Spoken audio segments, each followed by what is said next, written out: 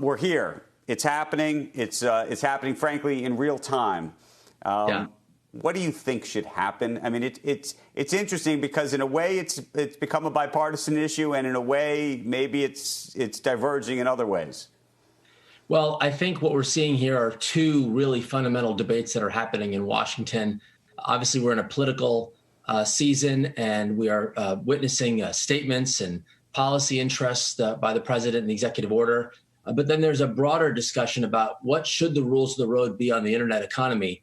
If we separate out sort of the political blustery about the who's up and down on politics, there's probably a kernel of a debate worth having about how do we get content moderation in the internet better squared up. And I think that conversation is productive, but not the blustery side of the who's up and who's down. But Anish, here's the regulatory question when it comes to free speech and all of it, which is this. On Twitter's side, for example, they decided to fact check that initial tweet by the president about vote by mail. And you've heard both Twitter and Facebook say, for example, that on certain issues, they will fact check things, especially when it comes to what they think of as voter suppression or electoral issues or health and people's own danger to themselves. So in this instance, Twitter takes the position that the president's comments effectively amount to potentially some form of voter suppression or interference in an election.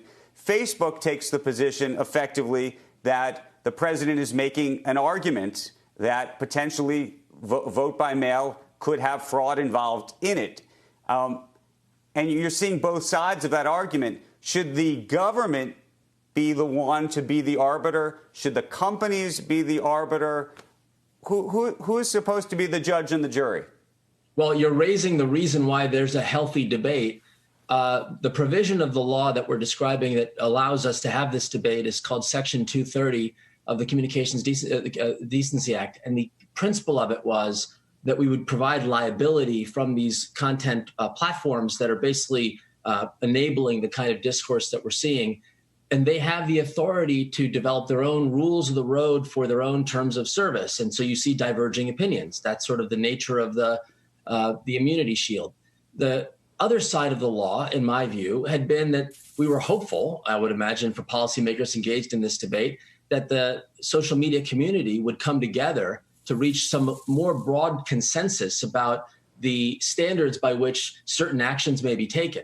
So the debate about is Twitter right or is Facebook wrong may be a little bit off from the broader conversation. Should the community reach consensus with stakeholder input so that the government itself doesn't have to micromanage the industry? And it's the lack of action but caused the tension. Right.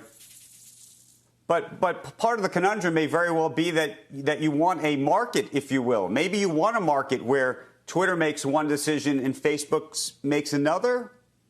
Or no? Well, you think there should be one decision across the board? No. That's why the government dictating the micro details of this is very complicated. The idea that the industry may reach consensus. Let's take a less politically controversial but more public health oriented issue.